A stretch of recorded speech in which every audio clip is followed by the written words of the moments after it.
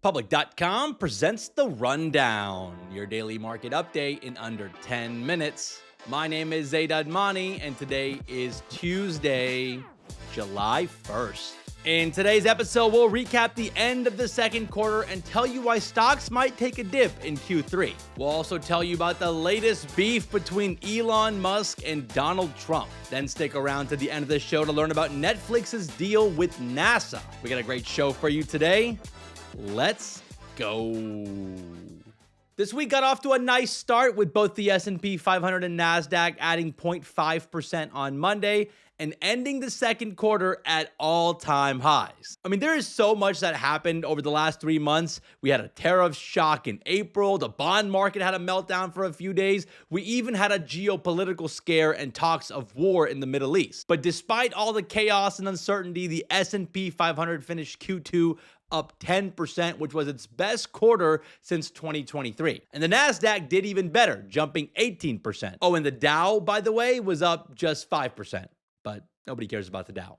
Now that stocks are back at all-time highs and everyone is bullish, I wonder what's going to happen next. There's a saying on Wall Street that markets climb a wall of worry, which means that when everybody's worried and feeling bearish, that's when markets tend to go up. We saw that happen in Q2. But now that the wall of worry has been climbed, investors are trying to figure out what next. And I think that's where the upcoming earnings season could play a big role on how the markets end up doing in Q3. Remember, despite President Trump pausing reciprocal tariffs, there's still an effective 10% baseline tariff on all imports, and the overall effective tariff rate in the US is at its highest since the 1930s. So it'll be interesting to hear how companies have been impacted by these tariffs and what it's doing to profit margins and supply chains. As for the reciprocal tariffs, that pause is set to expire on July 9th, but there have been reports that President Trump plans to extend that deadline to give the US more time to negotiate trade deals. So, there's still some uncertainty this summer, and we'll have to see how it all plays out. By the way, the June jobs report is coming out on Thursday, which will tell us how many jobs were added to the US economy last month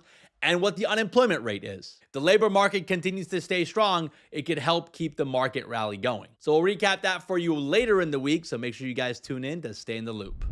Let's run through some headlines, starting with Elon Musk. Elon Musk and President Trump are beefing again. This beef between the two is about Trump's big, beautiful bill that's working its way through the Senate right now. Elon's not a fan of the spending bill because it would increase the U.S. deficit. The bill would also cut government subsidies for green energy and EVs. Elon's been going off on Twitter this week. He said that he'll do everything he can to make sure that members of Congress who support this bill don't get reelected. He even floated the idea of starting a new political party. Well, President Trump fired back at Elon last night in a Truth Social post, threatening to cut all the subsidies that Elon Musk's companies receive from the government. In the Truth Social post, Trump said the Department of Government Efficiency should look into subsidies received by Tesla and SpaceX, and he claimed that Elon Musk may have received more subsidies than any other human in history. He also said that if Elon didn't have these subsidies,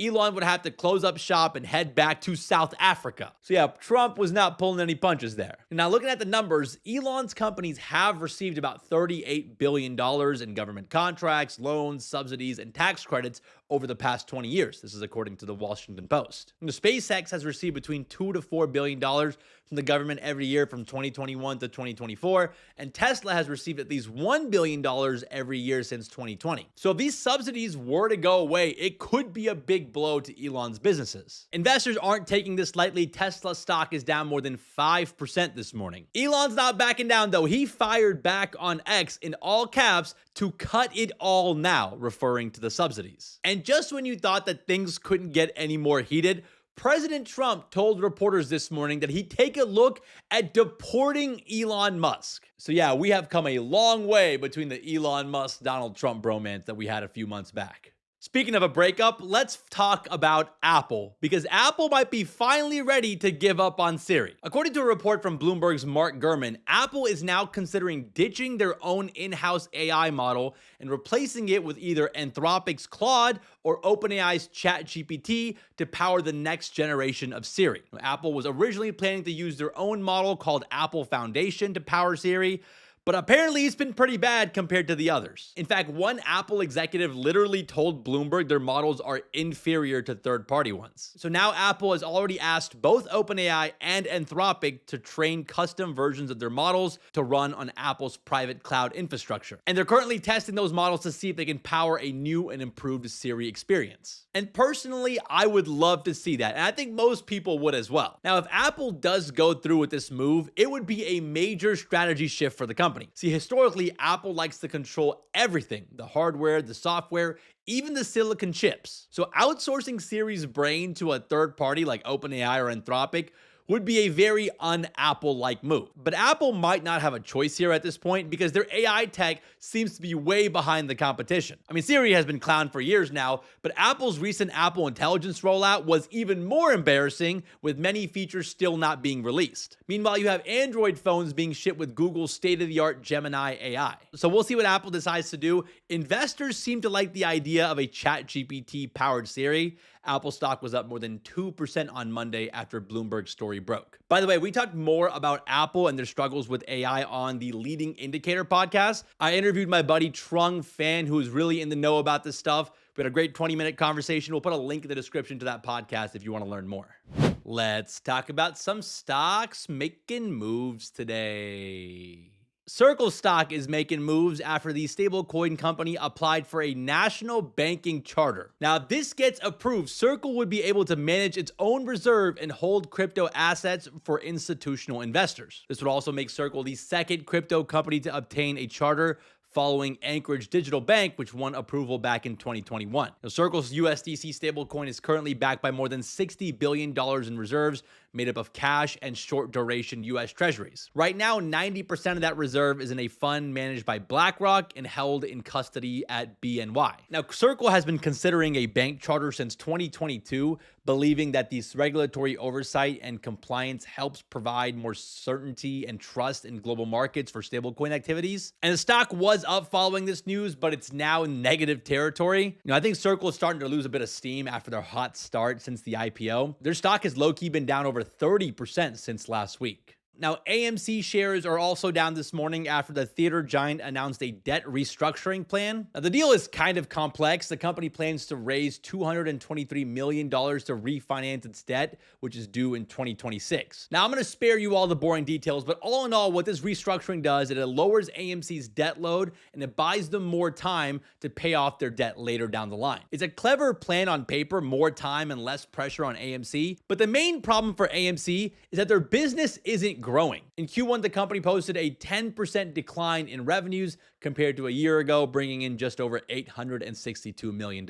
So until the company figures out how to make theaters cool again, they're going to have problems. And that's why Wall Street isn't really buying into this restructuring, and the stock is down 6% this morning on this news. Let's wrap the show with a fun fact. Netflix will start live streaming rocket launches, spacewalks, and even real-time views of the Earth thanks to a partnership with NASA. Now, many people don't know this, but NASA actually launched a streaming service back in 2023 called NASA Plus, which has a ton of space content, everything from live spacewalks to space documentaries. So now, instead of having to download a separate app to watch all this content, it'll all be available on the Netflix app. And this seems like a win-win for both sides because this deal would put NASA's content in front of the 700 million plus Netflix subscribers. And this is also good for Netflix since it gives them even more live programming, which they've been building over the last year or so. And who knows, maybe this will inspire Netflix to make some good space content themselves. And I feel like we haven't had a good space movie in a while. Like, we need a good follow-up to Interstellar. Maybe Netflix will make that happen now. Well, all right, guys, that's the rundown for today. Hope you guys enjoyed today's episode. If you did, and you have like 12 extra seconds, consider giving us a 5-star rating on Apple, Spotify, or wherever you listen to your podcasts. And if you are listening on Spotify, don't forget to vote in today's Spotify poll. Leave us a comment on Spotify. All that engagement really does help us out, and it helps other people find the show. Thank you guys so much for listening. Shout out to Mike and Connor for all the help behind the scenes. And we'll see you guys back here tomorrow.